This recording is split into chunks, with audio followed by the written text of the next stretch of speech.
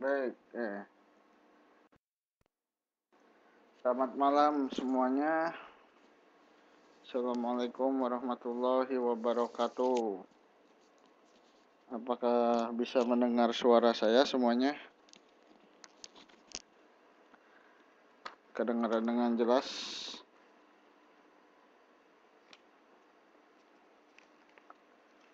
Siapa yang nggak bisa dengar suara saya? Nggak apa-apa Mbak Irin, kita juga baru mau mulai.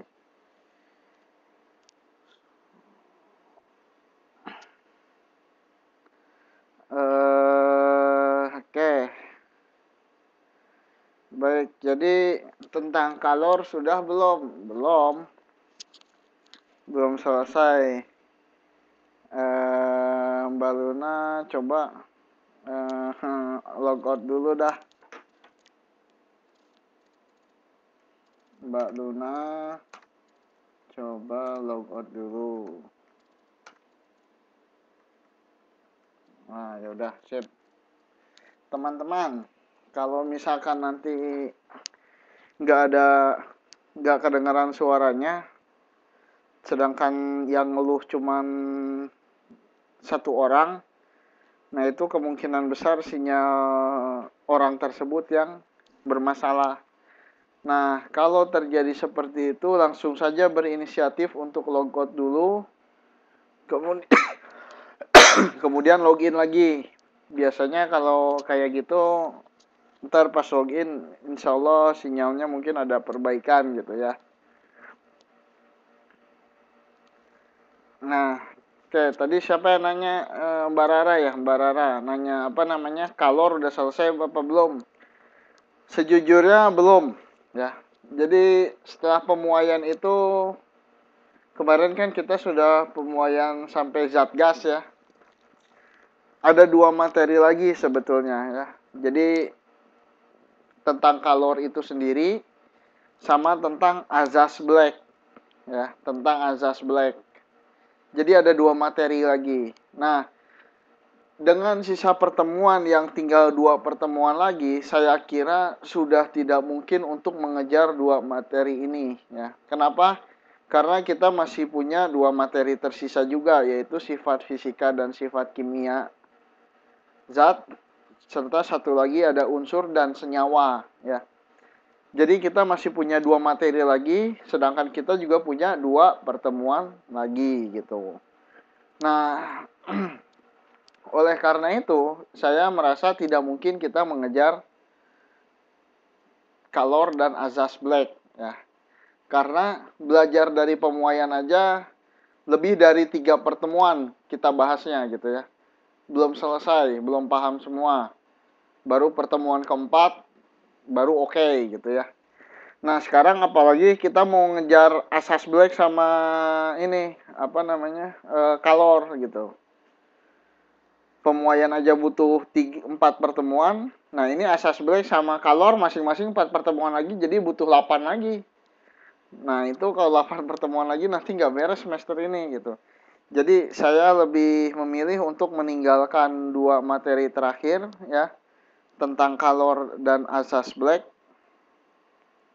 dan kita berpindah ke sifat fisika dan sifat kimia bab 7, serta satu lagi unsur dan senyawa. Unsur dan senyawa itu bab 4 yang kita lewat ya.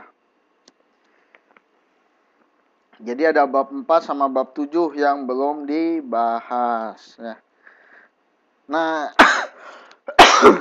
2 bab ini akan dibahas di 2 pertemuan terakhir sekarang ya. Pertemuan hari ini dan pertemuan yang akan datang. Kalau misalkan ada sisa waktu, saya lebih memilih untuk memantapkan. Jadi pemantapan ya. Pemantapan itu ya tanya jawab ya, review ulang gitu kan.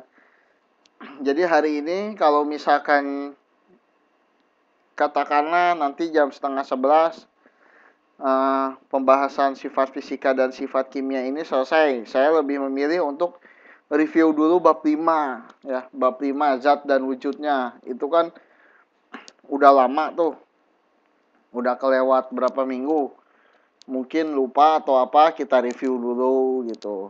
Nah, minggu depan unsur senyawa dan campuran, misalkan 1 jam selesai, ya kita review pemuaiannya gitu. Jadi lebih siap untuk UAS ya. Minggu depan kan kita UAS ya. Saya udah bilang kan ya minggu pertemuan kemarin, jadi minggu depan kita UAS. Minggu depan kita UAS dan berakhir materi kita untuk semester 1 ya. Jadi begitu kira-kira gambarannya ya.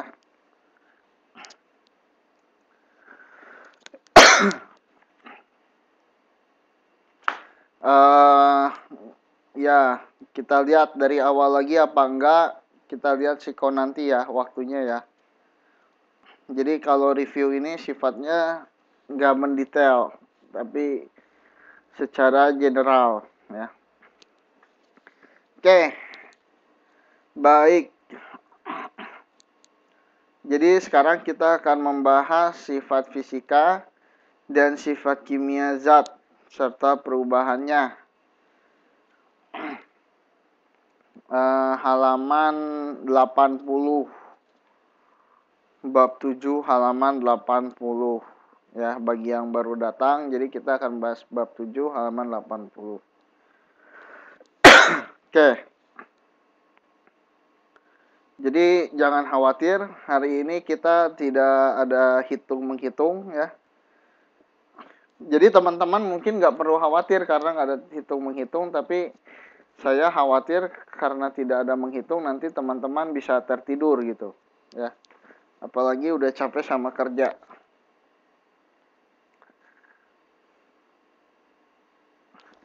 Halaman 87, halaman 80, halaman 80. Bab 7. Bab 7 ya. Halaman 80. Coba sekarang buka semua bukunya. Halaman 80 bab 7. Siapa yang belum punya buku? Kacau gini nih kalau hari ini nggak ada buku nih.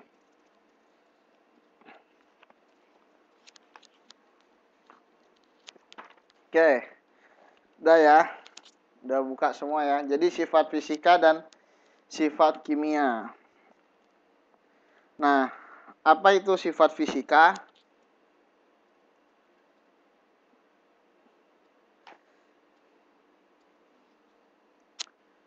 Jadi sifat fisika itu adalah sifat yang berkaitan dengan penampilan dan keadaan fisik suatu benda ya.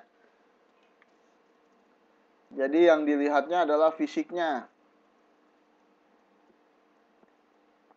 Sorry, ini kelebihan, bisa dihapus gak ya? Oh bisa ya. Tak. Canggih juga nih bisa ngapus. Oke. Jadi sifat fisik suatu benda. Nah, sifat fisik itu, keadaan fisik itu contohnya apa? Fisik itu ya nggak apa-apa Mbak Esa. Alhamdulillah sekarang teori, jadi nggak apa-apa ngedengerin juga. Fisik itu sesuatu yang bisa dilihat, diraba, dicium ya. Pokoknya bisa dideteksi dengan panca indera kita. Nah, itu sifat fisik ya. Contohnya yaitu yang tadi sudah disebutkan sama Mbak Aisyah Zahin. Jadi contohnya warna, kemudian wujud, bau, rasa gitu ya. Nah, itu sifat fisika. Sedangkan sifat kimia apa? Sifat kimia ini adalah sifat zat yang berkaitan dengan reaksi kimia ya. Contohnya itu beracun ya. Jadi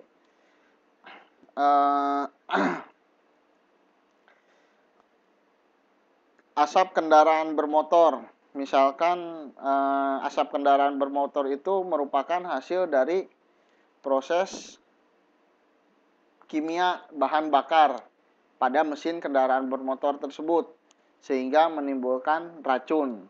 Nah, jadi kalau fisika itu lebih bisa dirasakan oleh panca indera ya. Sedangkan kimia ini berkaitan dengan reaksi kimia. Oke. Jadi yang ada di buku sifat fisika ini banyak ya. Pertama warna. Ini saya kira tidak perlu dijelaskan ya. Jadi setiap materi pasti memiliki warna yang berbeda-beda ya. Terus kemudian yang kedua wujud zat. Nah, wujud zat ini kita sudah mempelajarinya di bab 5. Ada 3 macam zat di muka bumi ini. Zat apa aja?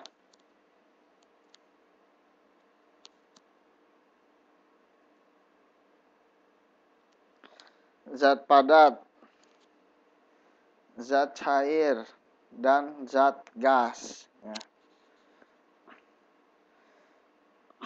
Nah, jadi ketiga zat ini bisa berubah bentuk juga ya. Zat padat bisa berubah menjadi zat cair atau disebutnya apa? Perubahan dari zat padat menjadi zat cair disebutnya apa?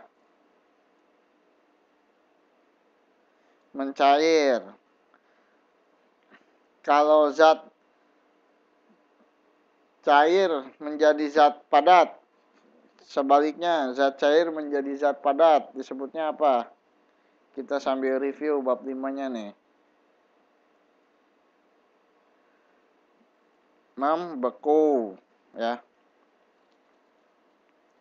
Contohnya gampang ya. Ya contohnya es. Jadi kalau air didinginkan, dimasukkan ke dalam freezer sampai suhu 0 derajat, maka dia akan membeku ya. Kemudian kalau es tersebut dipanaskan ya, tidak perlu dipanaskan, dikeluarkan freezer, nanti dia mencair gitu. Itu contohnya gampang. Nah, sekarang kalau perubahan dari zat cair menjadi zat gas disebutnya apa?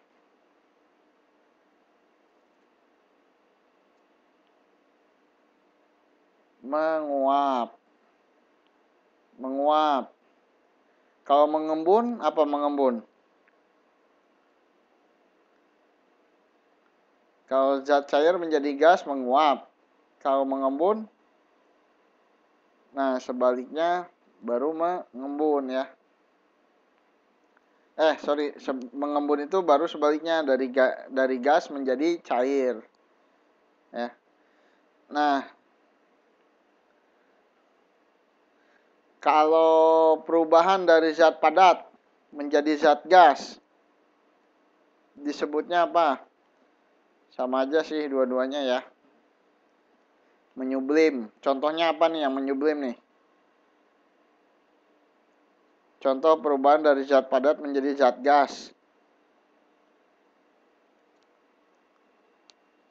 Kapur barus. Ya, contohnya kapur barus.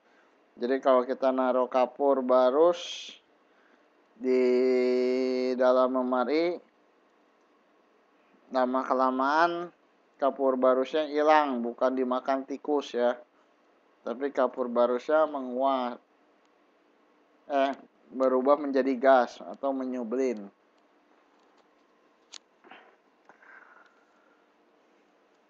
Baik. Yang berikutnya, sifat fisika berikutnya bau ya. Jadi kita bisa mengenali suatu benda dari baunya. Ya, ini juga saya rasa tidak perlu dijelaskan panjang lebar. Ya. Kemudian selain memiliki bau, setiap benda itu juga memiliki rasa ya. Rasa. Jadi ya rasanya ya bisa asin, bisa pahit, bisa asam. Ya. Nah, kemudian bentuk ya. Nah, ini sifat-sifat yang ya sudah bisa kita ketahui lah ya tanpa penjelasan terlalu detail, jadi saya nggak perlu membahas lebih lanjut. Nah, yang berikutnya tingkat kekerasan. Tingkat kekerasan ini ya berbeda-beda juga tergantung dari materialnya ya. Jadi contoh misalkan kalau besi dengan kayu jelas lebih keras besi gitu ya. Nah, tapi sekarang besi atau logam pun banyak macamnya ya. Baja merupakan contoh dari logam. Aluminium juga sama, contoh dari logam. Nah, sama-sama logam tapi memiliki tingkat kekerasan yang berbeda-beda. Jadi tiap material ini beda tingkat kekerasannya.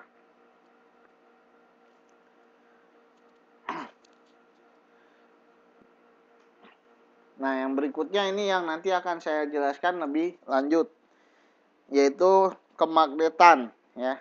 Kemagnetan itu seperti apa nanti saya jelaskan lebih detail. Baja lebih kuat ya, dari mana? Dari aluminium gitu ya. Baja juga jenisnya banyak ya.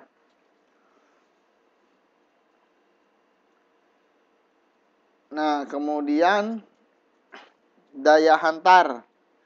Daya hantar listrik maksudnya. Aduh, ini kok kurang ya. Daya hantar listrik, sorry, ini kurang ya. Daya hantar listrik. Nah, ini juga akan saya akan bahas lebih lanjut ya. Kemagnetan, daya hantar listrik, dan yang terakhir ukuran ya. Ukuran juga tidak perlu saya jelaskan terlalu detail karena saya yakin sudah terbayang ya. Oke, sekarang kita bahas kemagnetan.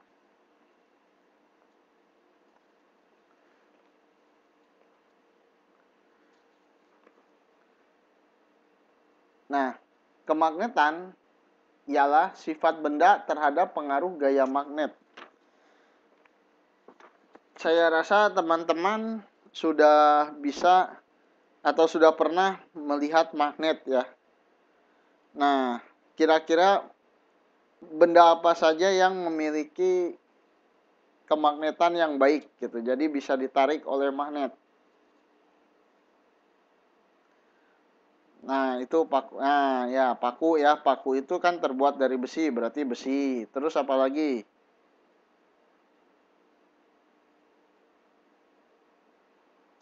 Kalau nah, logam ini sangat apa namanya?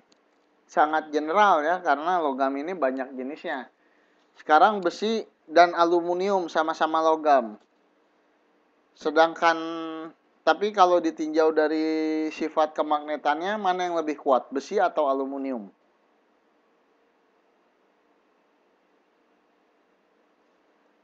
Besi, ya. Jadi setiap benda memiliki sifat kemagnetan yang berbeda-beda, ya. Nah, sifat kemagnetan suatu benda ini digolongkan menjadi 3, ya. Yang pertama disebutnya ferromagnetik, ya. Ferromagnetik ini adalah benda yang ditarik kuat oleh magnet. Ya. Contohnya besi, baja, kobalt, sama nikel. Ya. Nikel. Nah, ini 4 jenis material ini kalau ketemu sama magnet, dia akan tertarik oleh magnet tersebut dengan kuat. Ya.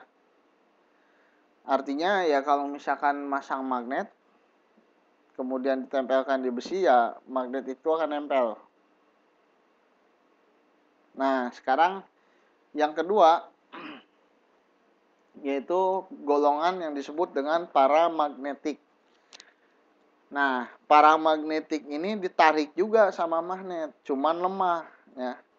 Contohnya aluminium sama platina. Nah, platina dan aluminium ini juga merupakan jenis golongan logam, ya.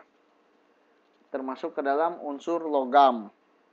tapi berbeda sifat kemagnetannya. Besi, baja, kobalt, dan nikel memiliki sifat kemagnetan yang lebih kuat daripada platina dan aluminium, ya. Nah, kalau golongan yang pertama adalah golongan yang ditarik kuat. Golongan yang kedua adalah golongan yang ditarik lemah, ya. Maka golongan yang ketiganya apa? Golongan yang lemah, ya. Ada yang tahu nggak namanya apa? Istilahnya apa? Contohnya kan plastik, kayu. Nah, yang plastik, kayu yang seperti itu, kaca, kertas, itu material-material yang tidak akan tertarik oleh magnet. Itu contohnya. Nah, ada yang tahu nggak istilahnya apa?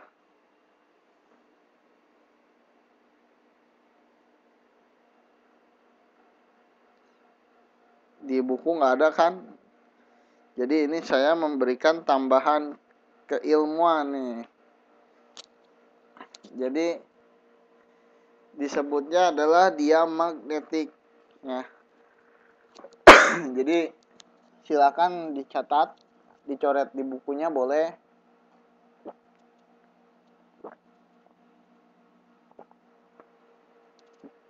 Ditambahkan di bukunya, ya.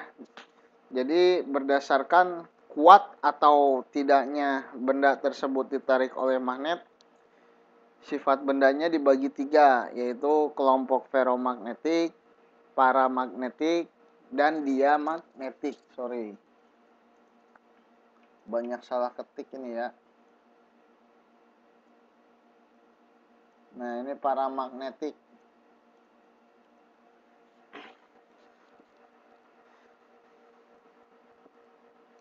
Ferromagnetik, paramagnetik, diamagnetik.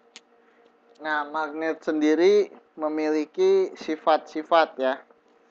Jadi saya gambarkan saja.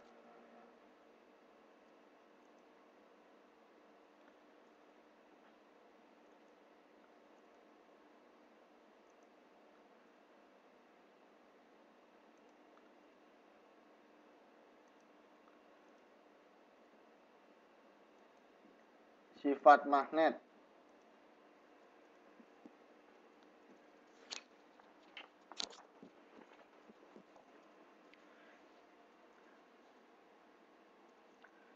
Yang pertama, sebuah magnet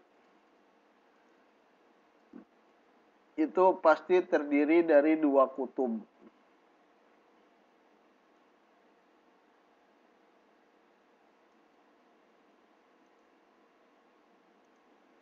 Jadi sebuah magnet terdiri dari 2 kutub. Nah, betul. Yaitu kutub utara dan kutub selatan. Jadi umpamanya yang ini kutub utara.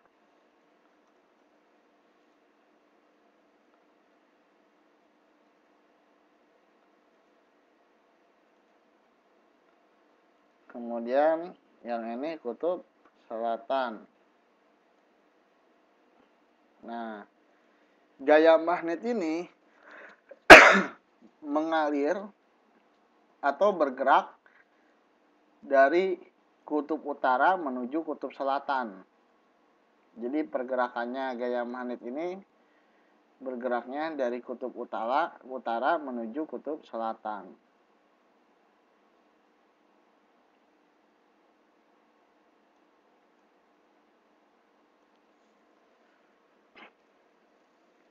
Nah, sehingga ya, dari pergerakan ini terjadilah sebuah fenomena, ya.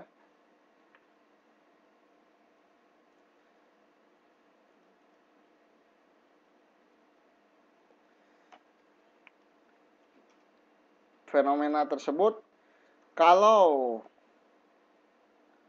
kutub senama bertemu, apa yang terjadi? Yang terjadi apa? Jadi kalau kutub utara bertemu dengan kutub utara. Kalau dua magnet nih. Dua magnet, kutub utara ketemu dengan kutub utara. Atau sebaliknya, kutub selatan bertemu dengan kutub selatan. Benar nggak tarik-menarik? Kata Mbak Aisyah, tarik-menarik. Nah, jadi kalau kutub senama, kalau utara ketemu utara atau selatan ketemu selatan, yang penting senama, itu yang terjadi adalah tolak menolak. Kenapa tolak menolak? Kenapa tolak menolak?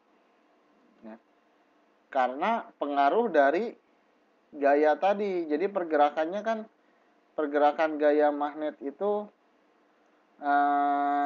gayanya bergerak dari kutub utara menuju kutub selatan. Ya. Ini contohnya begini, saya pertemukan nih utara sama utara, ya. Selatannya nggak ketemu. Nah, jadinya begini nih.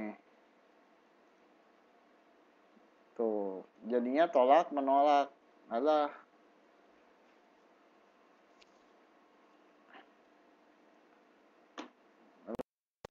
Oke. Nah, jadinya tolak menolak.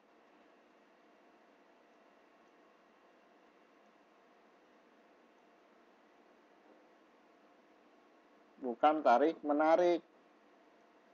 Ya. Jadi ini ke sini, yang ini ke sini, nolak gitu ya. Nah, sama halnya kalau sebaliknya gitu. Kalau sebaliknya umpamanya selatan ketemu selatan begitu ya.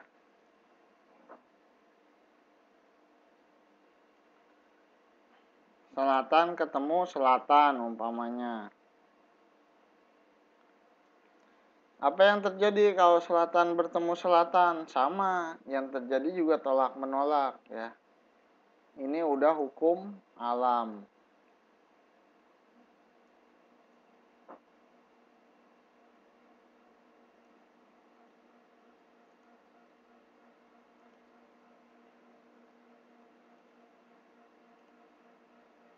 Sorry. Alah, malah garisnya yang terhapus.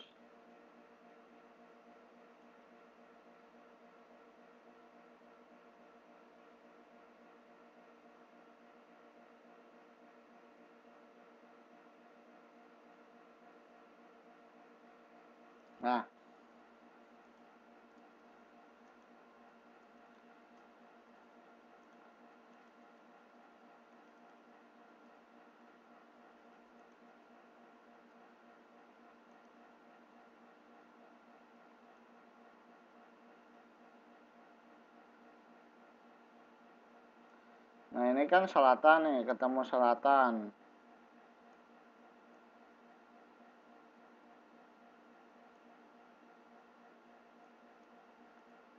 Jadi terlihat bahwa semuanya saling menolak gitu. Sama-sama saling nggak peduli gitu.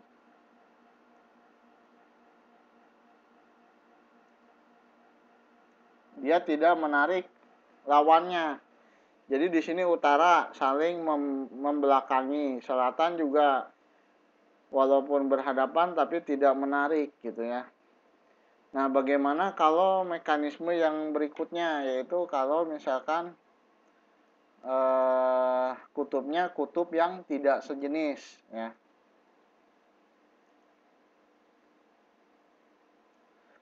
Misalkan kutub utara ketemu dengan kutub selatan contohnya.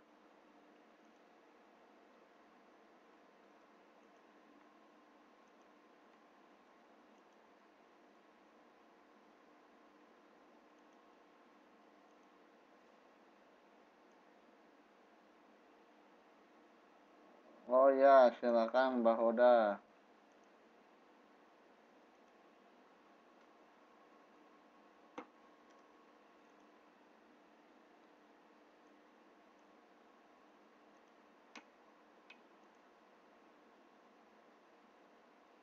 Nah, ini kan garis magnetnya seperti ini,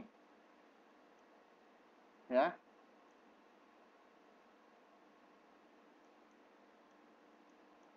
Sedangkan yang ini seperti ini.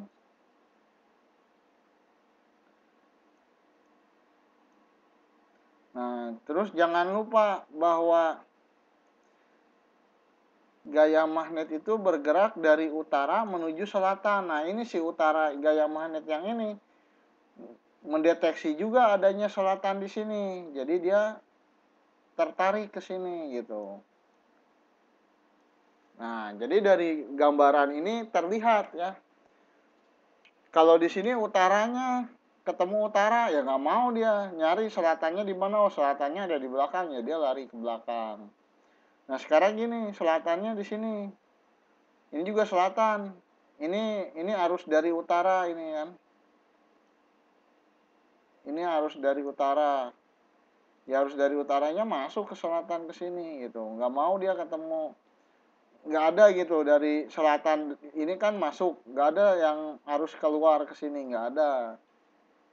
Jadi ini udah hukum alam, berbeda dengan yang ini. Utara, gaya dari utara mencari selatan. Ya ada gaya yang ke belakang, ada juga yang mendeteksi, oh ini ada nih di dekat sini selatan. Jadi dia masuk ke selatan gitu. Nah, ini udah hukum alam. Magnet itu benda hidup atau benda mati?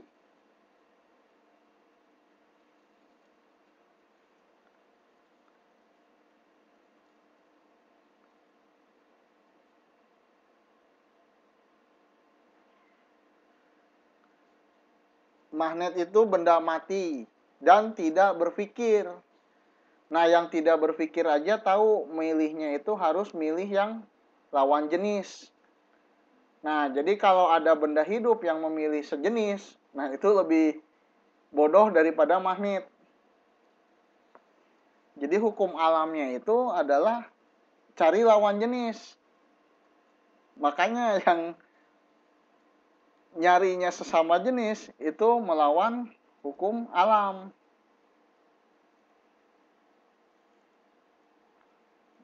Jadi ini diingatnya gampang. Kalau kutub senama bertemu, maka apa yang terjadi harusnya tolak menolak. Kalau sesama jenis harus tolak menolak gitu kan. Magnet aja tolak menolak gitu. Nah, maka kalau kutub berlawanan, maka yang terjadi apa? Tarik menarik ya. Tarik menarik gitu.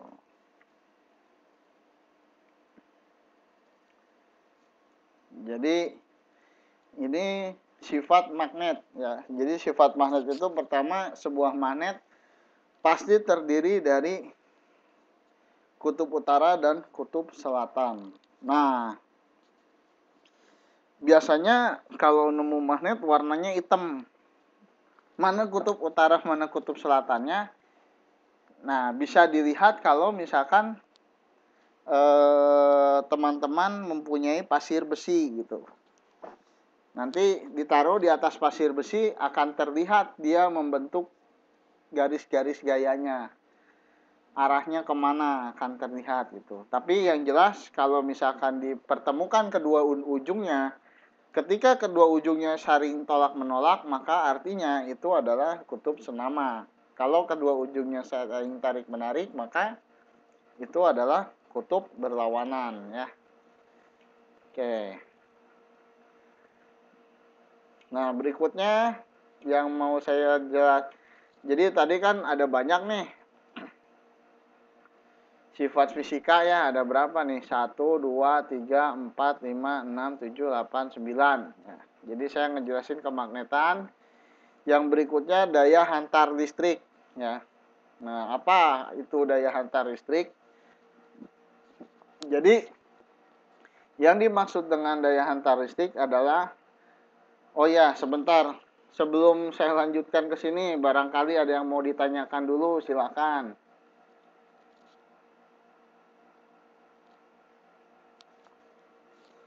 Ada yang kurang jelas atau bagaimana? Yang mau bertanya silahkan.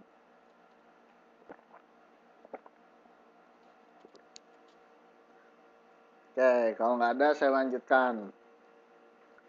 Jadi yang berikutnya adalah daya hantar listrik.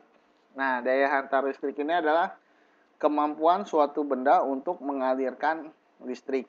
Nah, jadi benda ini digolongkan berdasarkan kemampuannya untuk menghantarkan listrik, digolongkan menjadi dua golongan. Yang pertama disebut dengan konduktor. Jadi konduktor ini adalah benda yang dapat menghantarkan listrik dengan baik. Nah, contohnya tembaga. Yang kedua, contoh lainnya besi. Nah, kemudian lawannya disebut dengan isolator, benda yang tidak dapat menghantarkan listrik. Contohnya karet atau plastik. Nah, jadi kalau misalkan kita lihat kabel, casan handphone contohnya, nah itu lapisan luarnya materialnya terbuat dari apa? Ya dua, kalau nggak plastik, karet gitu ya. Kenapa? Karena plastik dan karet ini merupakan isolator listrik ya. Jadi walaupun dalamnya ada tembaga, tapi karena dilapisi atau dilindungi oleh karet atau plastik, jadi nggak nyetrum ya, nggak nyetrum. Nah, selain tembaga dan besi, ada lagi nggak konduktor? Contoh lain konduktor, nah air ya betul. Jadi teman-teman harus berhati-hati ya. Terutama kalau misalkan banjir ya. Nah, kenapa badan kita termasuk konduktor? Coba ada yang bisa ini enggak? Jadi kalau mau membuktikan coba Bahoda pegang listrik, nah udah gitu pegangan sama Mbak siapa? Mbak Calista. Pasti Mbak Calista ikut kesetrum gitu. Nah, kenapa coba? Badan kita juga konduktor. Nah, itu. Jadi waduh, lagi ngomongin begini taunya Mbak Rara kesetrum katanya. Nah, kenapa benda kita termasuk konduktor? Karena 70% dari tubuh manusia adalah air, atau ya kan kita punya darah gitu kan. Nah, itu merupakan zat yang bersifat konduktor atau memiliki daya hantar listrik yang baik ya. Nah, jadi kalau misalkan banjir, yang perlu diperhatikan pertama adalah matikan listrik ya, terutama kalau banjirnya parah gitu ya. Itu harus berhati-hati. Atau misalkan lagi ngepel, lagi bersihkan air banjir. Nah, lebih baik menggunakan sendal karet ya. Sendal karetnya ini berfungsi sebagai isolator gitu. Jadi kalau misalkan kita mau membenarkan alat listrik, memperbaiki alat listrik, bagusnya pakai sendal listrik ya. Karena dengan menggunakan sendal listrik, badan kita, jadi listrik itu prinsipnya itu kan mengalir dari kutub kutub positif kepada netral ya. Nah, netral ini atau ground ini bumi gitu ya. Jadi pada dasarnya dia mencari kutub negatif gitu. Nah, tanah itu merupakan salah satu sumber kutub negatif. Jadi kalau kita pegang sumber listrik, terus kita menjejakkan kaki ke tanah, nah sama saja kita berperan sebagai kabel ya. Jadi kita kesetrum gitu. Tapi kalau kita pakai sendal karet, nah hal itu bisa dicegah karena sendal yang terbuat karetnya itu berperan sebagai isolator sehingga nggak ketemu itu kutub positif sama kutub negatifnya, jadi nggak kesetrum. Jadi salah satu cara mengatasi atau menghindari kesetrum itu tadi ya, pakai sendal karet. Ya kalau sendalnya basah mah sama aja. Atau sendalnya terbuat dari, ada nggak ya yang sifatnya spon gitu, jadi berpori-pori gitu. Ada kali ya. Atau sendalnya, atau misalkan sendalnya itu ada yang dari bahan beludru gitu. Jadi alasnya karet, cuman ada beludrunya. Beludrunya basah. Ya sama aja bohong.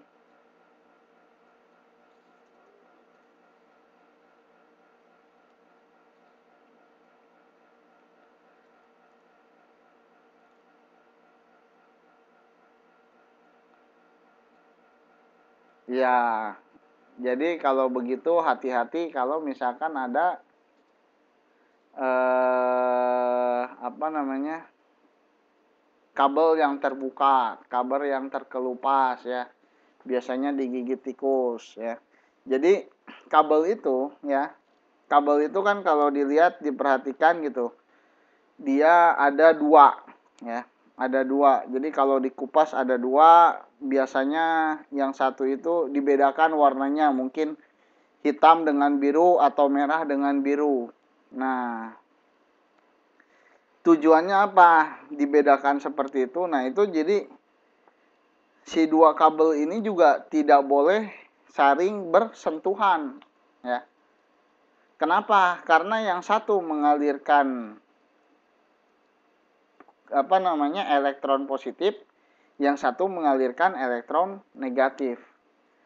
Nah, jadi ketika kabelnya terkelupas kemudian saling bersentuhan, nah itulah yang menjadi penyebab kebakaran ya, atau hubungan arus pendek ya, atau konslet ya, bahasa kerennya konslet. Jadi fungsinya sikring atau apa namanya ya, sikring ya, di rumah kita itu salah satunya adalah mencegah terjadinya kebakaran ya. Jadi kalau misalkan ada yang mengakali gitu, kan rumah kita punya apa, punya daya ya, batasan daya umpamanya 1300 watt gitu. Itu kan perjanjian dengan PLN gitu. Jadi ketika dayanya berlebih maka sikringnya akan mati gitu. Nah, terus kita akalin. Kita kontraknya 1300 watt ya. Dihitungnya 1300 watt, kita akalin sikringnya supaya kita bisa dapat 2600 watt gitu. Bayarnya 1300, makanya 2600. Nah, yang seperti itulah yang mengundang bencana kebakaran. Kenapa? Karena fungsi sikring ini adalah untuk mendeteksi terjadinya konslet ya. Jadi dia kalau konslet itu beban akan berlebih. Nah, ketika beban berlebih, maka dia akan putus. Ya. Nah, ketika kita akalin supaya beban berlebihnya nggak terdeteksi, ya terjadilah. Jadi begitu ada arus pendek, listriknya nggak putus, terus-terusan mengalir. Makanya terjadi kebakaran. Ya. Jadi fungsinya di situ ya, bukan fungsi yang pertama ya, kita sebagai pengguna wajib membayar sesuai yang kita gunakan. Yang kedua sebagai pengaman juga gitu ya. Makanya kalau misalkan ada tawaran dari tukang listrik, biasanya suka ada yang nawarin, mau nggak di los gitu. Jangan mau ya. Jangan mau gitu. Jadi kita pertama menipu, mencuri ya, termasuk dalam bentuk mencuri. Yang kedua membahayakan diri kita sendiri ya, membahayakan diri kita sendiri. Jadi kalau memang mau dinaikkan dayanya mending lapor gitu ya. Oke, itu tentang daya hantar listrik.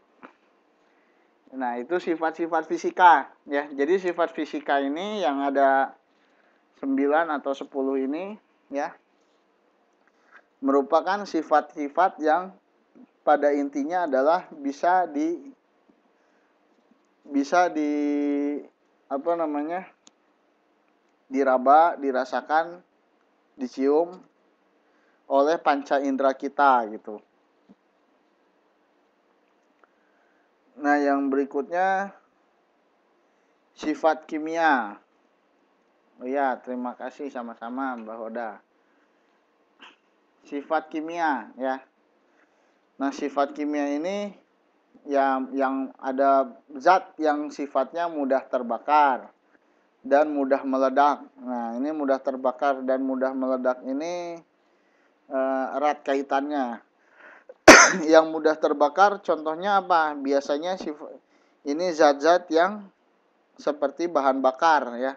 Bensin, minyak tanah. Nah, sedangkan yang mudah meledak, kalau yang mudah terbakar ini cairan, kalau yang mudah meledak ini adalah zat gas. Kenapa coba zat gas mudah meledak? Saya sudah menjelaskannya di pertemuan minggu kemarin. Coba, ada yang ingat gak? Kenapa zat gas mudah meledak? Ini berkaitan dengan pembahasan yang kemarin tentang pemuaian. Nah, karena kenaikan suhu, jadi kelebihan volume. Nah, kenapa tuh? Ada satu kata kunci lagi yang kurang.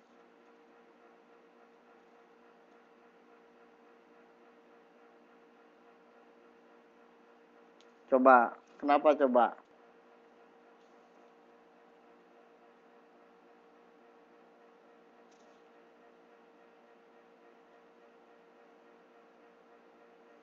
Ada satu kata kunci lagi yang kurang. Kemarin kita menghitung ya.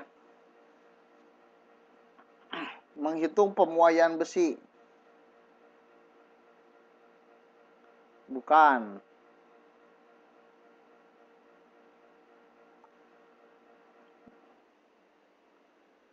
Coba lagi, siapa? Kita kemarin menghitung pemuaian besi. Nah, teman-teman sadar nggak? Jadi, misalkan ya, panjang besi awalnya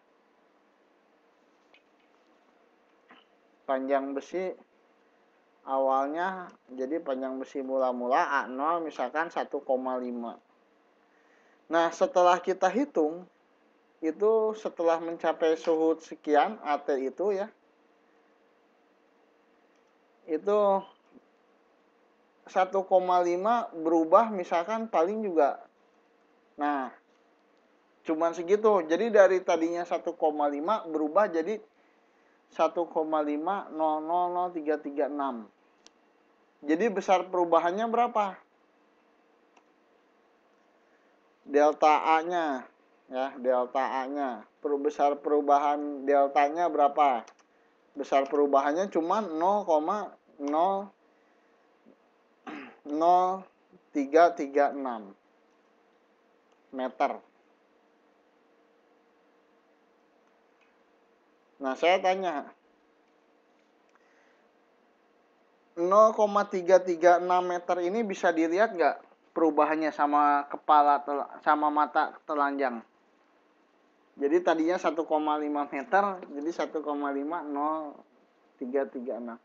Tidak, ya. Karena kenapa? Nilainya sangat kecil, ya. Nah, ini kalau benda padat seperti besi umpamanya, ya. Jadi besi kalau dipanasin ya sampai 200-300 derajat nggak akan kelihatan pemuaiannya gitu ya. Tapi kalau gas bagaimana kalau gas?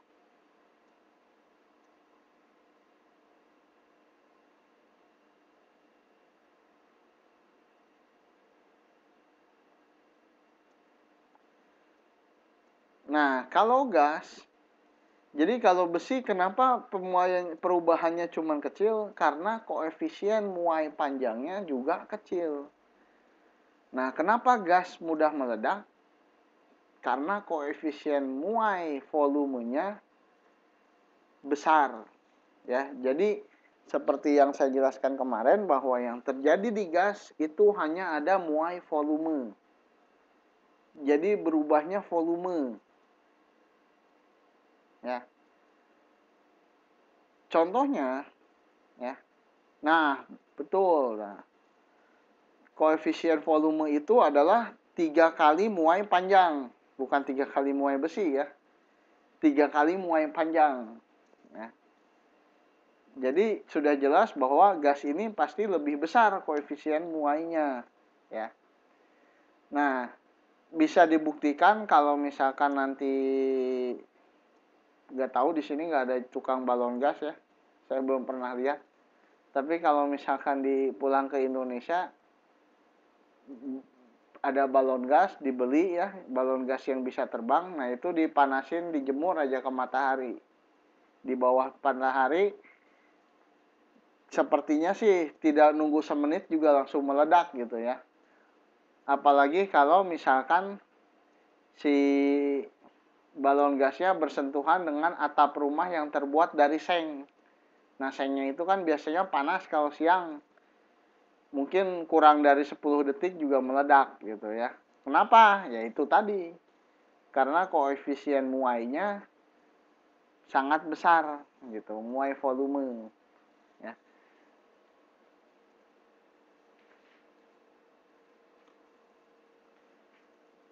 Oke, itu jadi nah, kemudian yang keempat adalah racun ya. Jadi ya sifat kimia ini ya kandungan, contohnya kenapa hasil pembakaran dari bahan bakar beracun karena mengandung kandungan karbon dioksida, karbon monoksida ya. Itu merupakan senyawa-senyawa kimia yang bersifat racun ya. Nah, yang 3 hal ini yang mudah terbakar, mudah meledak, dan racun, saya kira cukup dibaca di buku ya, cukup jelas. Nah, saya akan menjelaskan tentang korosi ya. Apa itu korosi? Ada yang tahu nggak korosi itu apa? Korosi itu temannya meja.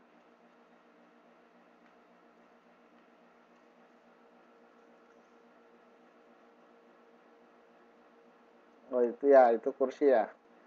Jadi korosi itu adalah karat. Loh, kok langsung ke sini? Wah, ada yang lewat satu slide hilang. Baik, saya jelaskan tentang karat ya.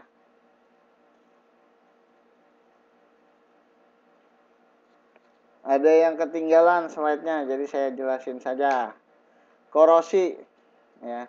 Korosi itu adalah karat.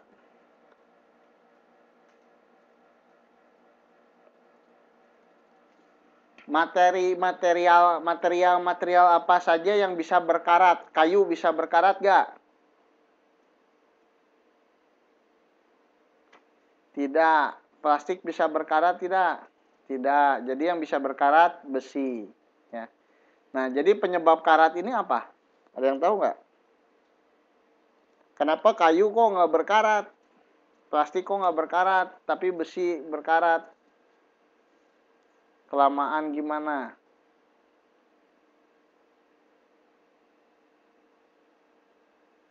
Nah, jadi sebetulnya ya, karat itu terjadi dikarenakan oleh reaksi kimia antara senyawa apa unsur ya? Unsur. Oh, bisa juga senyawa nih. Senyawa atau unsur logam, antara senyawa atau unsur logam dengan udara. Dengan oksigen. Dengan oksigen atau rumus kimianya apa? O2 ya. Dengan oksigen. Jadi prinsip dasarnya adalah adanya senyawa atau unsur logam yang bereaksi dengan oksigen.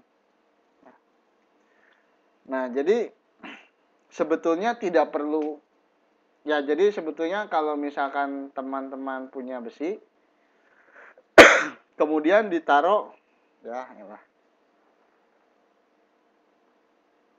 disimpan di udara terbuka. Nah, itu bisa berkarat. Ya. Proses karat itu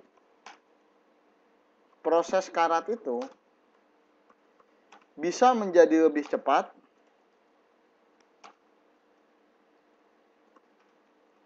kalau ketemu ketika ada air. Nah, kenapa ketika ada air proses karatnya jadi lebih cepat? Nah, udah dijawab, Deng. Pertanyaan itu Mbak Aisyah ya? Ya, jadi dalam air itu pun terdapat oksigen.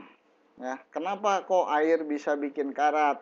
Karena dia juga mengandung oksigen. Air juga mengandung oksigen. Ya.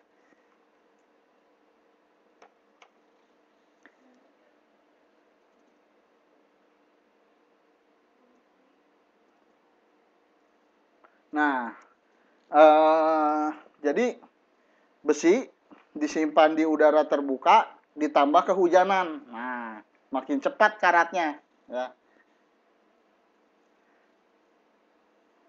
Nah, jadi syaratnya karat itu pertama ada logam ketemu sama oksigen. Jadi karat. Nah, sekarang gimana coba mencegah supaya tidak terjadi karat? Besinya disimpan di dalam rumah, Pak. Nah, nggak bisa dipakai jemuran dong kalau gitu. Atau besinya jangan dibawa keluar. Lah, mobil gimana? Mobil mesti dipakai jalan-jalan. Dikasih minyak, oke. Terus apa lagi? Dicat, boleh. Jadi, caranya adalah, prinsipnya adalah mencegah ketemunya si logam dengan si oksigen. Ya, itu harus dicegah. Caranya apa? Dengan melapisi. Melapisi ini macam-macam. Ya, contohnya ya bisa dilumasi. Ya, dilumasinya bisa dilumasi dengan minyak, bisa dilumasi dengan oli, atau bisa juga dengan dilapisi oleh zat lain. Contohnya cat.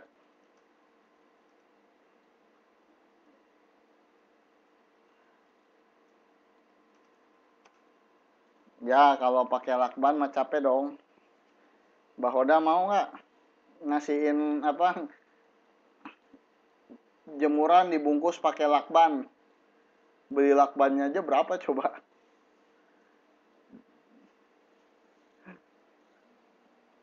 Nah, jadi kalau misalkan jemuran udah karatan nanti keropos udah gitu akhirnya roboh ya. Nah, makanya kalau misalkan mau awet, begitu melihat cat ada yang terkelupas, itu yang dilakban gitu. Kalau nggak mau ngecat lagi. Tapi sebelum dilakban, itu dilihat sudah ada karatnya belum. Kan kelihatan kalau udah ada bintik-bintik coklat, udah ada karat. Nah, itu bagusnya dihamplas dulu ya, sebelum dicat. Kenapa seperti itu? Karena kalau misalkan lapisan karat dicat, nah itu catnya itu tidak menempel pada logam, tapi catnya menempel pada karat. Ketika karatnya terkelupas, maka catnya juga terkelupas. Nah, kalau catnya terkelupas, ketemu lagi si logam sama udara atau si logam sama air. Gitu ya. Jadi kalau misalkan mau ngecat benda berkarat, yang pertama harus dilakukan adalah sebelum dicat adalah menghilangkan karatnya dulu, diamplas. Ya. Diamplas sampai hilang karatnya, baru dikasih cat. Ya. Nah, itu tentang korosi ya. Jadi semuanya bisa diatasi kalau kita memahami fenomenanya. Ya. Oke, saya minta izin 3 menit mau ke kamar kecil sebentar, buang air kecil.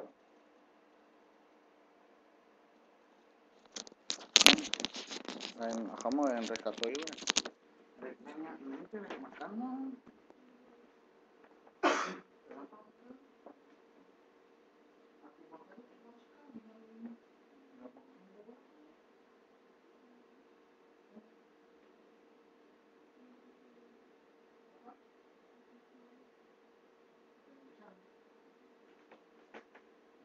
Dua apa tiga? Tinggal ada pilihan satu. Tambahin susu. Hah?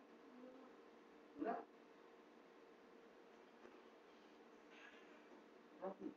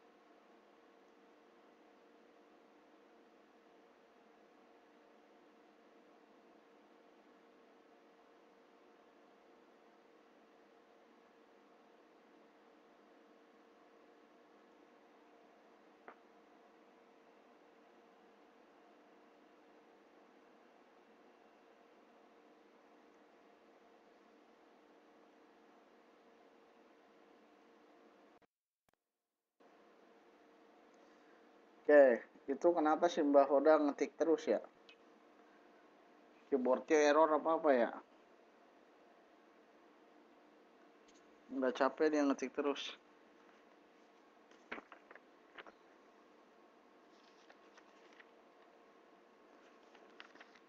Baik, kita lanjutkan.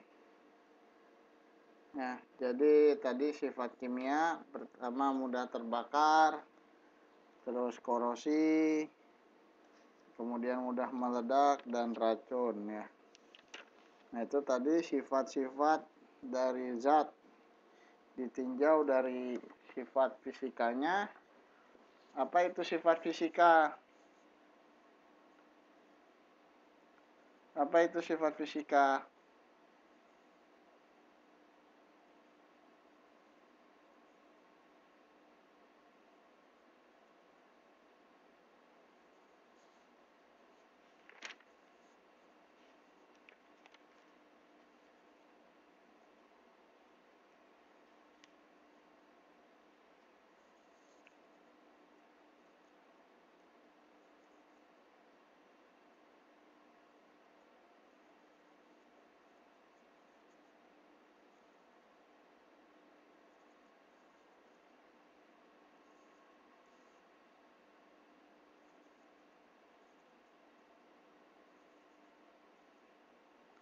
Sifat yang berkaitan dengan keadaan fisik suatu benda. Oke.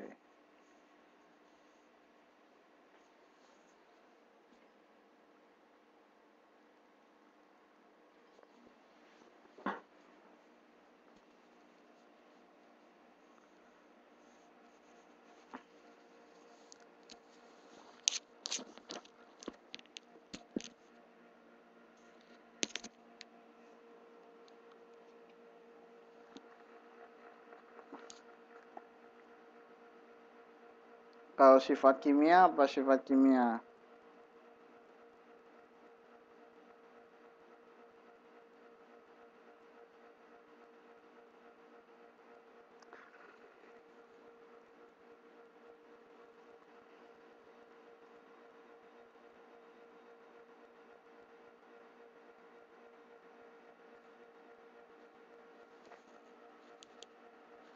Sifat yang berkaitan dengan reaksi kimia suatu zat. Oke.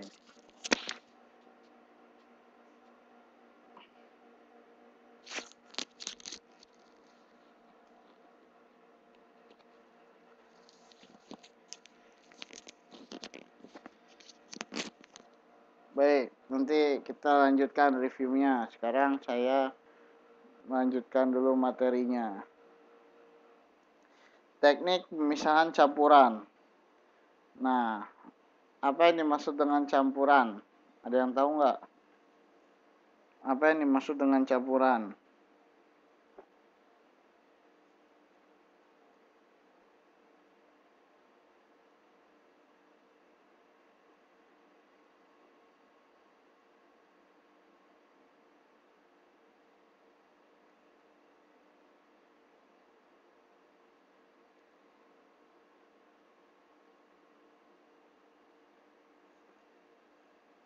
Apa yang dimaksud dengan campuran? Putus-putus, tes 1, 2, 3. Siapa yang bilang putus-putus?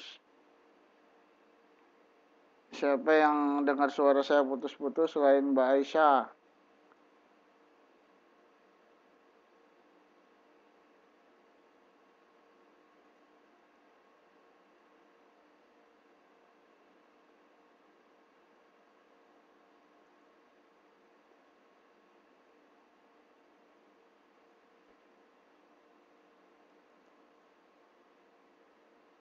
Nah, tes 1, 2, 3. Suaranya. Siapa yang nggak dengar suara saya?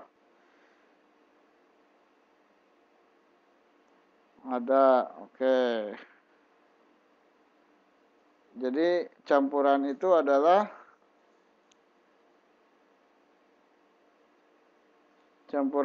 merupakan suatu materi yang terdiri dari beberapa komponen dengan komposisi tidak tentu.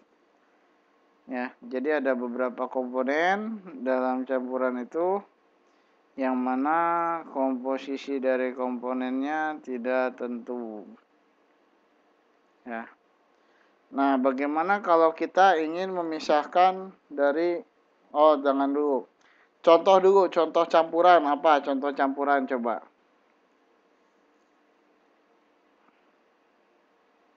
Contoh campuran apa?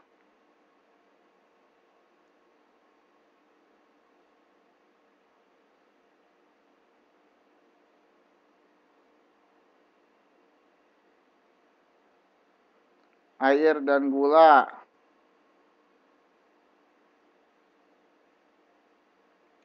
Oke, semen dan pasir.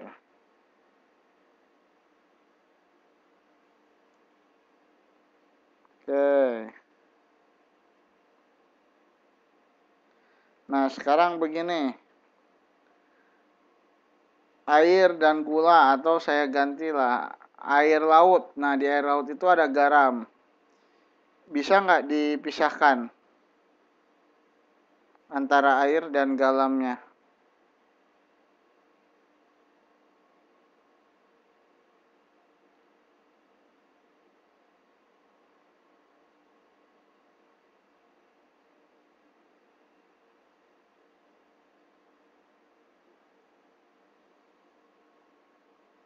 Bisa.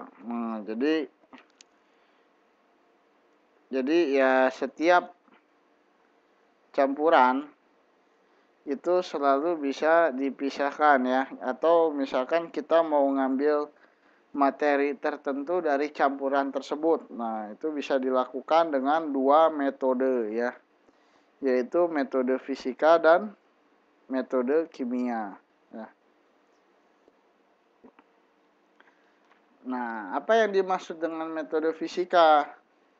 Jadi, yang dijadikan dasar atau prinsip pemisahannya kalau menggunakan metode fisika Ya, jadi memperhatikan sifat-sifat fisika dari campuran tersebut, ya. Jadi memanfaatkan sifat fisika dari campuran tersebut. Contohnya apa? Ya, ukuran partikelnya, kemudian titik didih dari partikelnya, atau tingkat kelarutan dari partikel yang ingin dipisahkan. Jadi sifat-sifat fisikanya dilihat, dimanfaatkan, ya. Nah, metodenya di buku ada berapa tuh? Ada 7, ya. Yang pertama penyaringan, terus sentrifugasi, kemudian sublimasi, kristalisasi, kromatografi, evaporasi, dan ekstraksi.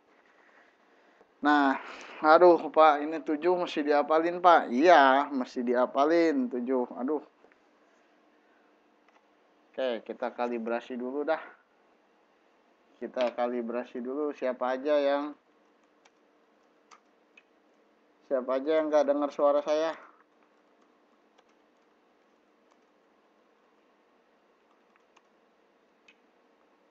Oke, kalau gitu saya record dulu.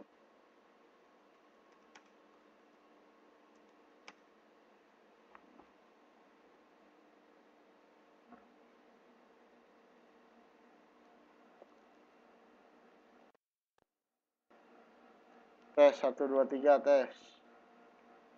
Dengar gak sekarang? Tes 1 2 3.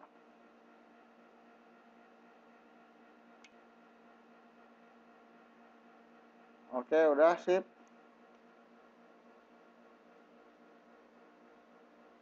Oke. Saya ulangi, ya. Jadi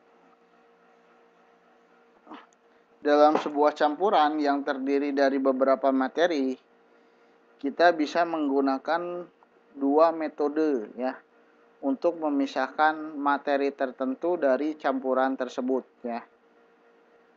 Nah, metode yang bisa kita gunakan adalah metode fisika dan metode kimia, ya.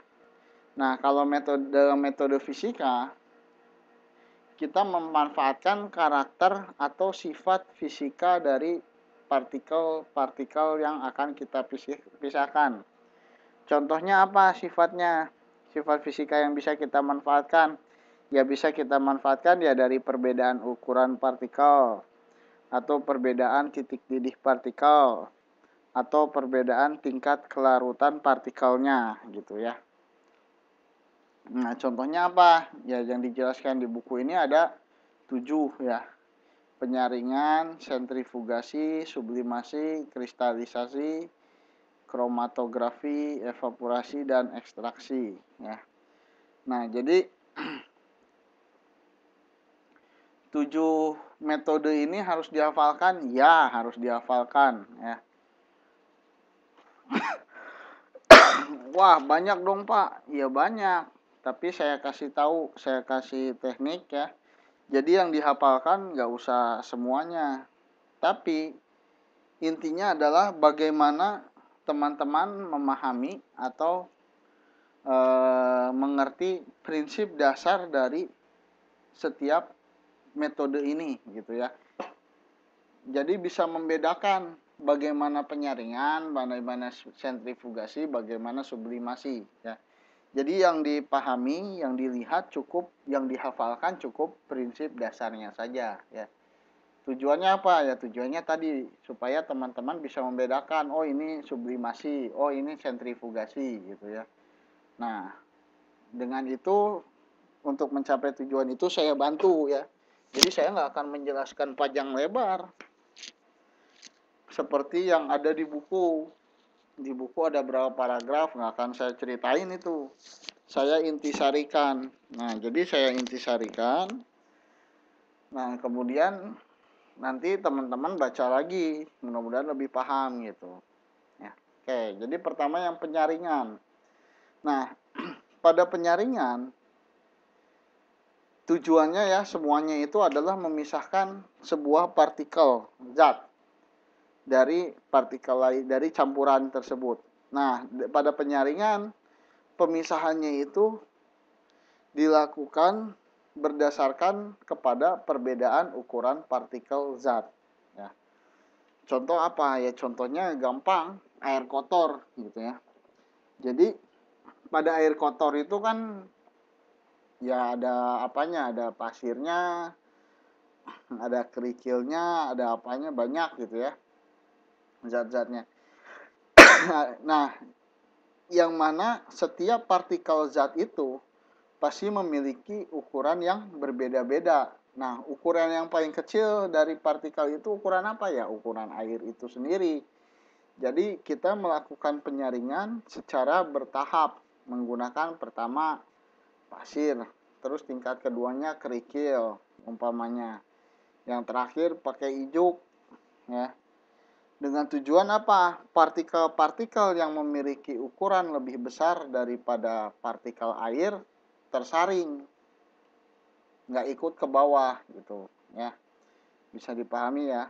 Jadi prinsipnya pada penyaringan adalah pemisahan zat berdasarkan ukuran dengan memanfaatkan perbedaan ukuran partikel zat gitu. Ya, penyaringan.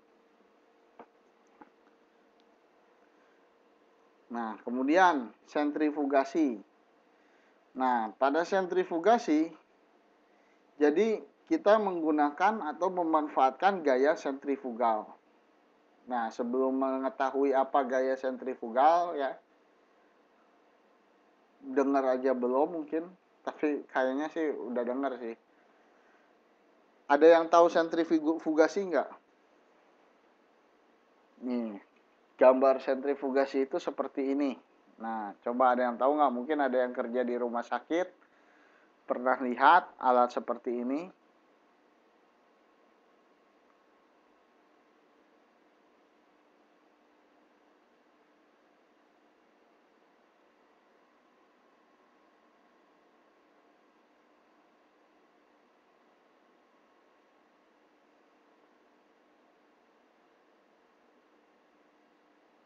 Oke. Nah, sekarang gini, gaya sentrifugal. Pernah dengar gak gaya sentrifugal?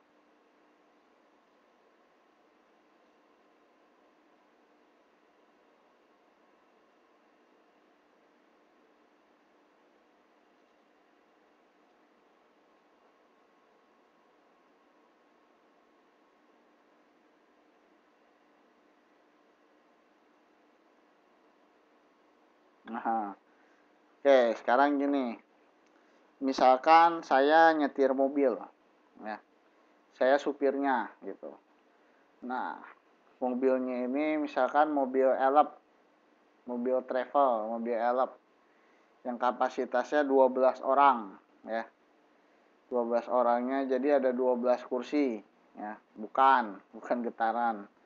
Nah, 12 kursi itu yang ikut Mbak Sofia Karin, Mbak Calista, Mbak Esa, Mbak Luna, Mbak Siti, Mbak Aisyah, Mbak Hoda, Mbak Morti, Mbak Eni, Mbak Yeyen, Mbak Airin, Mbak Rara. Nah, ikut semua tuh di mobil saya. Nah, saya jalanin nih mobil, ngebut gitu. Tiba-tiba ada tikungan. Nah, tikungan belok ke kiri gitu ya. Tikungan tajam, belok ke kiri. Saya belokkan mobilnya seketika. Apa yang teman-teman rasakan? Belok ke kiri. Terlemparnya ke kiri apa ke kanan? Miring ke kanan, ya kan? Jadi belok ke kiri, tapi kita terbanting ke arah yang berlawanan, ke kanan gitu. Nah, itu yang disebut dengan gaya sentrifugal. Ya, itu yang disebut dengan gaya sentrifugal. Kebayang ya?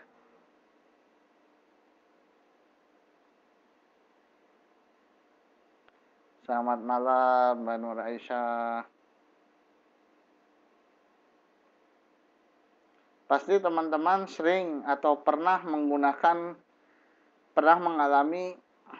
apa namanya fenomena itu gitu ya, apalagi yang sering naik elf enging eng gitu kan, atau gajah oling gitu. Nah, itu pasti sering gitu. Jadi kayak kalau di puncak gitu jalannya apa berlika-liku, tiba-tiba belok gitu kan, terlempar ke arah berlawanan. Nah, itu yang disebut gaya sentrifugal. Ya, nggak apa-apa. Nah, gaya sentrifugal ini dimanfaatkan dalam proses pencairan sentrifugasi ini. Ya. Jadi di alat yang ada di gambar itu cairannya disimpan, kemudian diputar dengan kecepatan tinggi, ya. Sehingga cairan atau partikel yang kita inginkan akan mengendap, ya. Jadi hasilnya seperti ini. Endapan itu yang kita ambil, ya.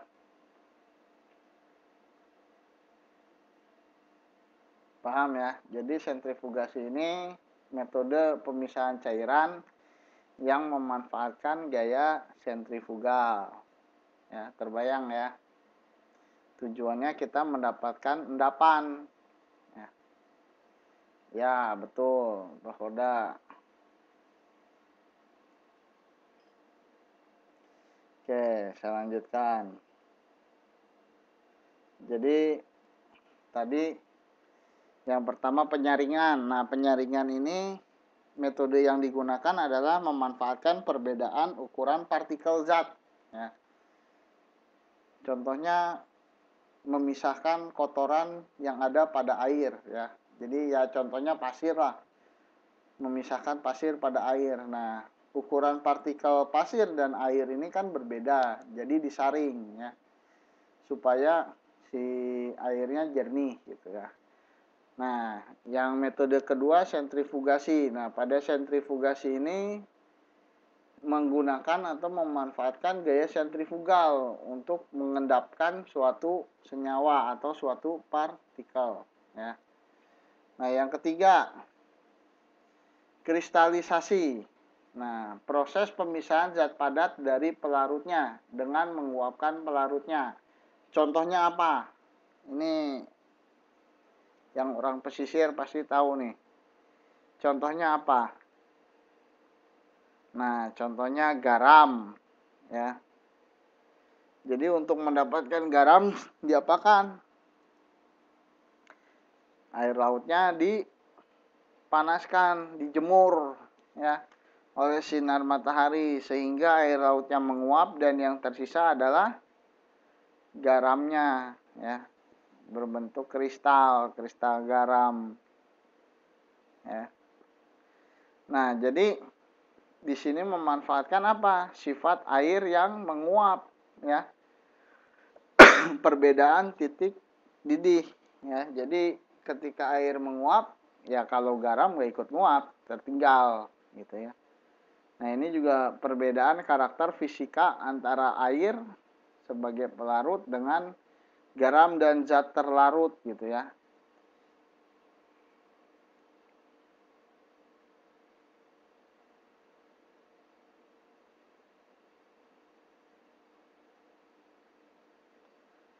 Nah, selanjutnya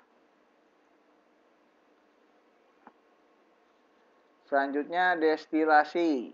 Nah, destilasi ini pemisahan campuran dengan memanfaatkan perbedaan titik didih ya. Jadi tadi pertama penyaringan, yang dimanfaatkan adalah perbedaan ukuran partikel zat.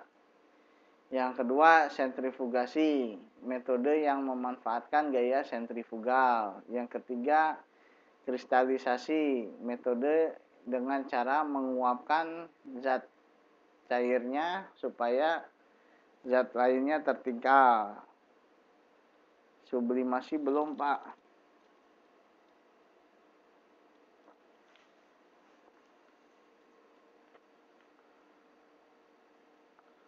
Oh iya, sublimasi ketinggalan. Ya udah nggak apa-apa. Kita lanjut dulu, nanti sublimasi menyusul ya.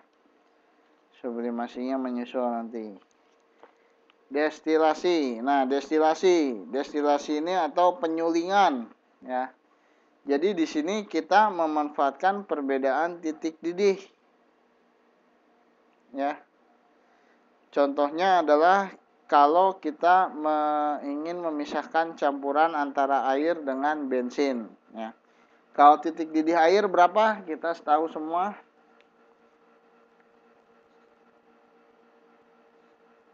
Titik didih air berapa?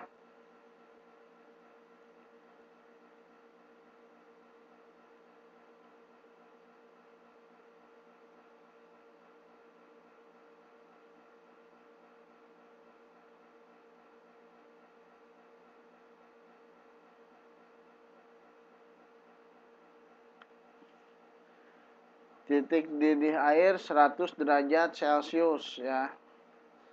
Bukan 0 derajat sampai 100 derajat ya. Sedangkan titik didih bensin adalah 80 derajat Celcius. Jadi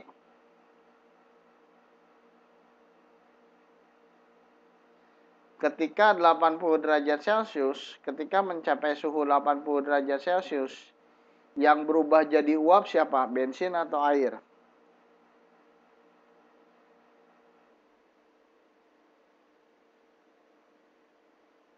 Salah. Nih ya.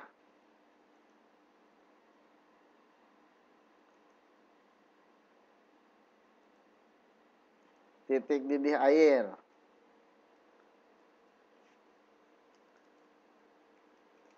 Titik didih air adalah berapa titik didih air? Saya ulangi pertanyaannya, titik didih air berapa? 100 derajat Celcius. Jadi kapan? Air pada suhu berapa? Air pada suhu berapa air akan menguap?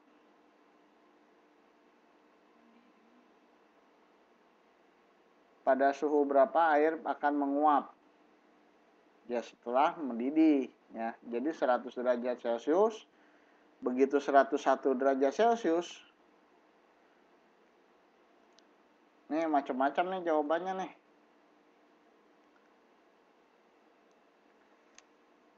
Kalau suhu 50 udah menguap belum?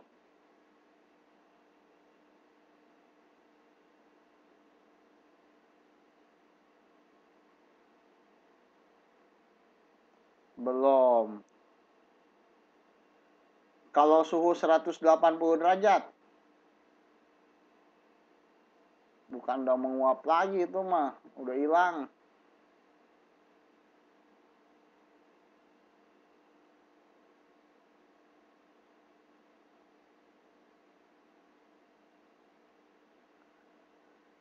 Kalau 180 derajat itu, plastik aja udah menjadi cair.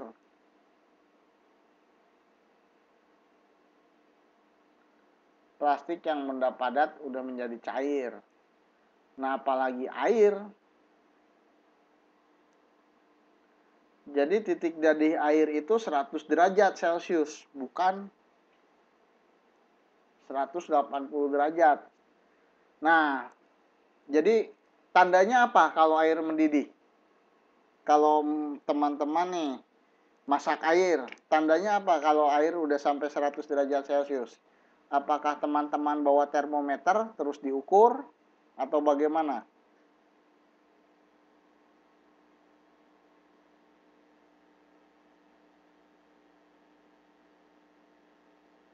Gimana coba melihat, mengetahui ya mendidih itu kelihatannya gimana? Nah, bergejolak, menggelembung gitu kan, belubukan ya benar, belubukan.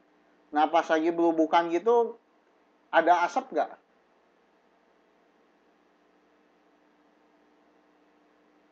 Asap itu apa?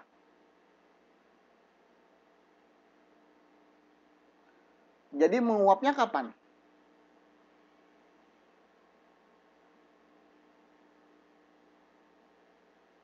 Pas mendidih. Pas mendidih itu pas suhu berapa?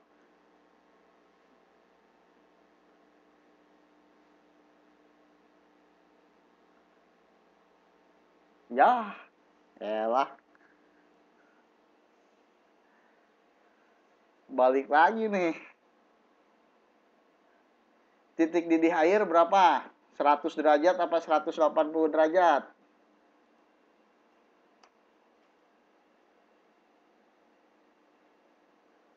Nih, pilihan A 100. Pilihan B 180. Pilih mana nih? A apa B? Siapa yang pilih B?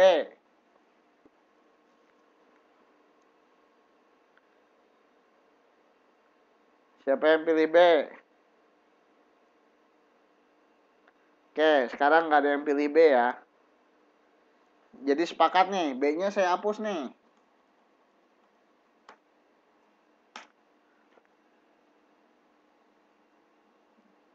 Dah. Nah, sekarang saya tanya lagi. Kalau air dimasak, kapan Mbak tahu air itu mendidih?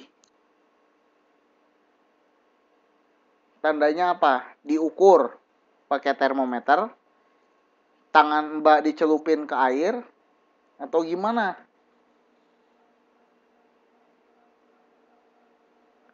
Nah, kalau belubukan. Kalau belubukan, tandanya apa?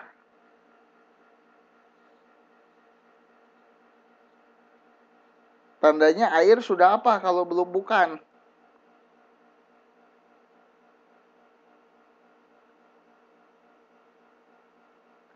Tandanya betul Mbak Airin, air sudah mendidih, ya. Nah, berarti kalau sudah mendidih itu suhu air pas belubukan itu berapa derajat?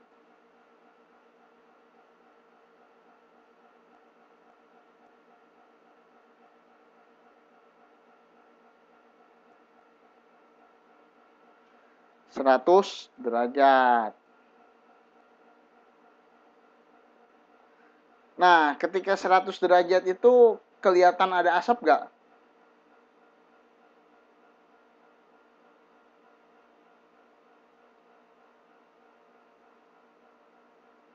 Asap itu apa?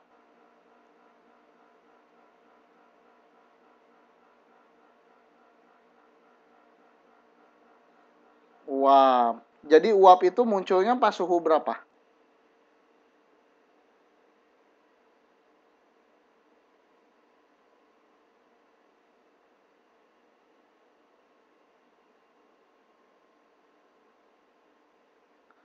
Alhamdulillah.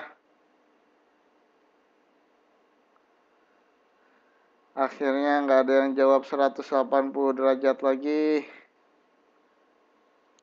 Saya nggak tahu itu dapat dari mana 180 derajat.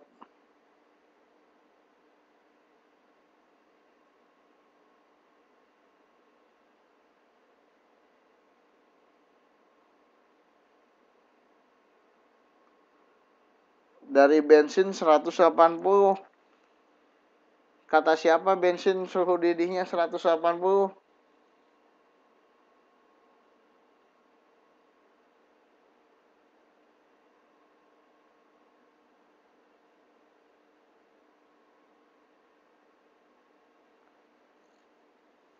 Begini, begini. Bensin itu termasuk golongan apa? Bahan yang mudah terbakar. Betul tidak?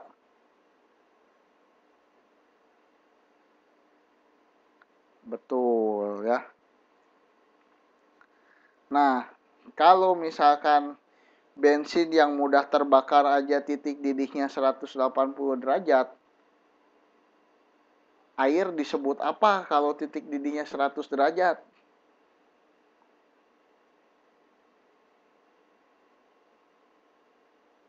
Ya air juga jadi mudah terbakar. Orang bensin terbakarnya di 180 derajat, ya air 100 derajat udah meledak juga. Jadi salah, bukan 180 derajat. Coba dilihat di buku halaman 82.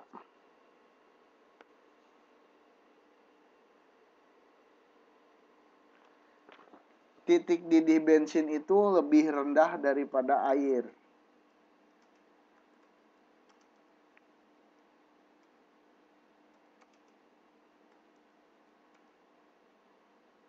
Jadi semakin rendah titik didih suatu zat, maka semakin cepat zat itu meledak.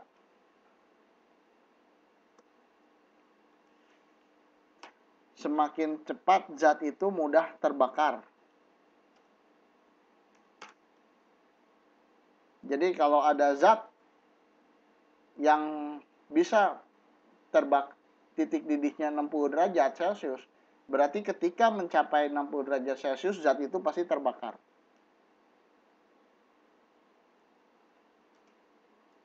Nah, jadi titik didih 80 derajat Celcius. Oke, sekarang saya tanya lagi. Kapan, pada suhu berapa air menguap?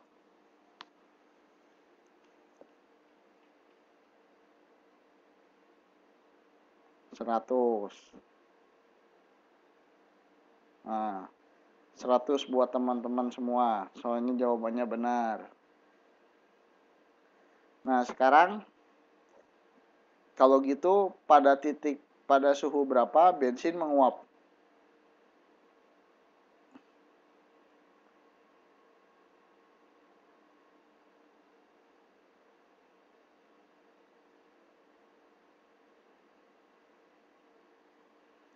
Pada suhu 80 derajat. Jadi, ya, udah paham. Jadi, sekarang balik lagi ke destilasi. Jadi, dengan memanfaatkan perbedaan titik didih tersebut, kita bisa memisahkan antara bensin yang tercampur dengan air. Caranya bagaimana? Caranya kita didihkan campuran bensin dengan air itu sampai 80 derajat. Nah, ketika 80 derajat yang menguap siapa? Bensin apa air?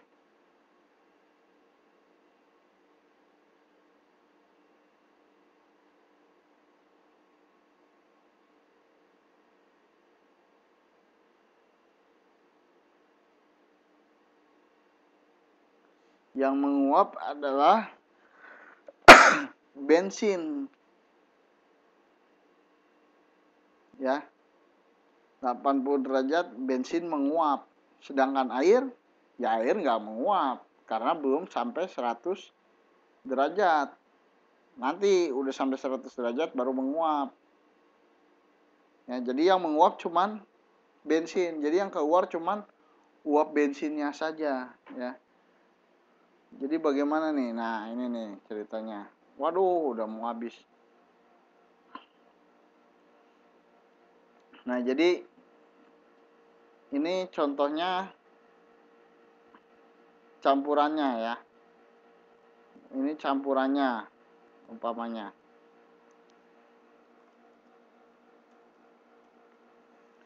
Jadi campuran antara senyawa antara air dan bensin dipanaskan ya. Kemudian di sini ada termometer yang berfungsi untuk mengendalikan suhunya, mengontrol suhunya.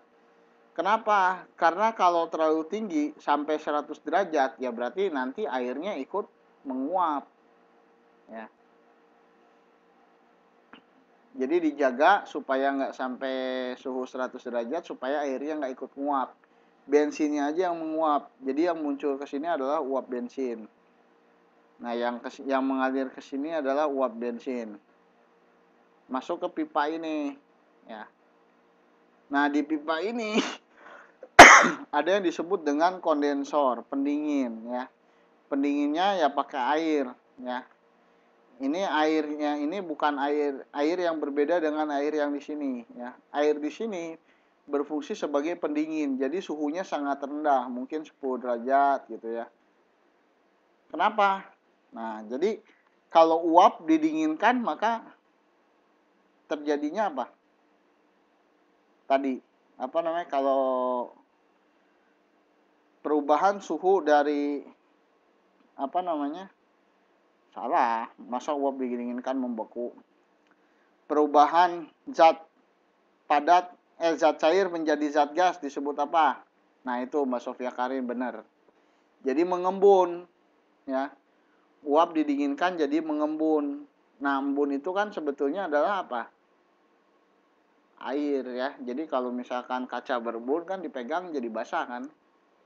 Jadi cairan. Jadi setelah diuapkan berubah jadi uap bensin, kemudian didinginkan kembali menjadi cairan lagi. Jadi cairan bensin gitu keluar. Nah, ini yang disebut dengan proses destilasi. Ya, jadi destilasi ini adalah pemisahan campuran dengan memanfaatkan perbedaan titik didih. Ya. Oke, jadi saya sudah menyampaikan berapa nih? Penyaringan, sentrifugasi, kristalisasi, destilasi. Coba sebelum saya tutup saya tanya dulu nih. Sebelum saya tutup, saya tambahin dulu waktunya dikit.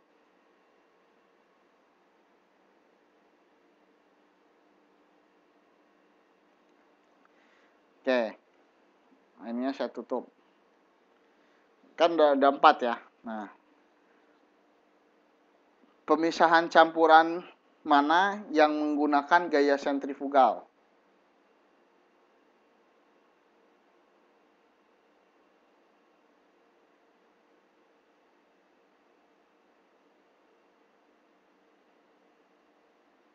Oh, atau saya tulis dulu pilihannya dah.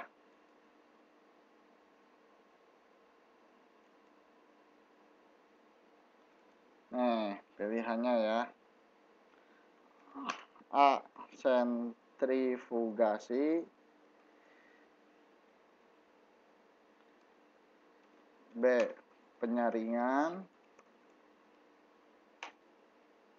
C. Kristalisasi. D-nya sentrifugasi, penyaringan, kristalisasi. D-nya destilasi. Oke, sentrifugasi. Kalau yang memanfaatkan dengan cara menguapkan zat cair, dengan memanfaatkan penguapan, yang mana?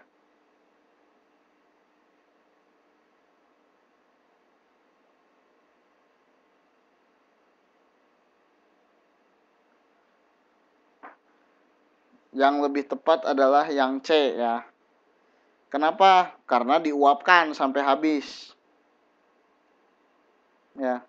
Kalau yang D itu diuapkan sampai habis nggak? Nggak kan? Yang diuapkan adalah yang titik didihnya lebih rendah. Ya. Jadi yang D itu adalah menggunakan perbedaan titik didih antara partikelnya. Paham?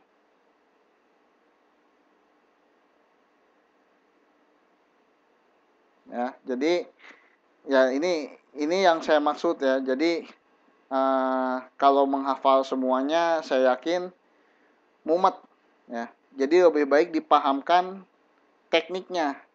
Kalau sentrifugasi tekniknya gimana? Memanfaatkan gaya sentrifugal. Jadi diputer ya, diputer sehingga zat yang memiliki massa jenis lebih berat akan mengendap. Ya. Akan mengendap. Nah, kalau penyaringan bagaimana?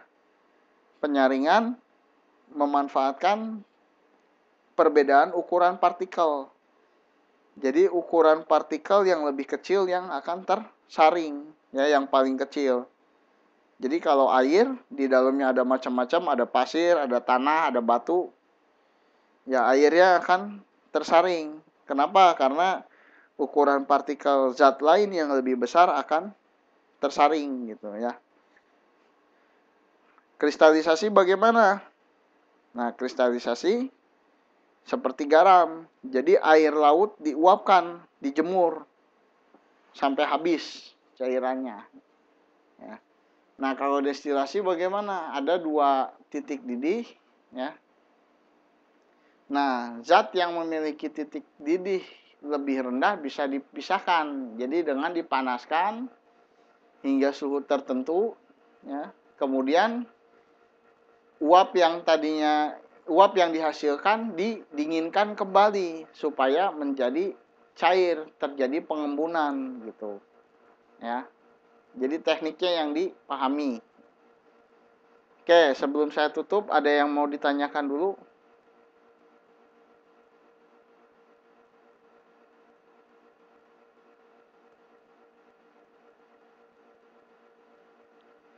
Baik, kalau tidak ada, saya cukupkan dulu sekian. Sampai jumpa minggu depan. Jadi minggu depan kita masuk kepada ini ada berapa ya? Ada tadi ada 7 kan, udah 4. Kemudian kelewat 1, berarti ada 4 lagi ya. Ada 4 lagi yang akan saya jelaskan. Kemudian kita masuk kepada unsur dan senyawa ya. Setelah itu UAS.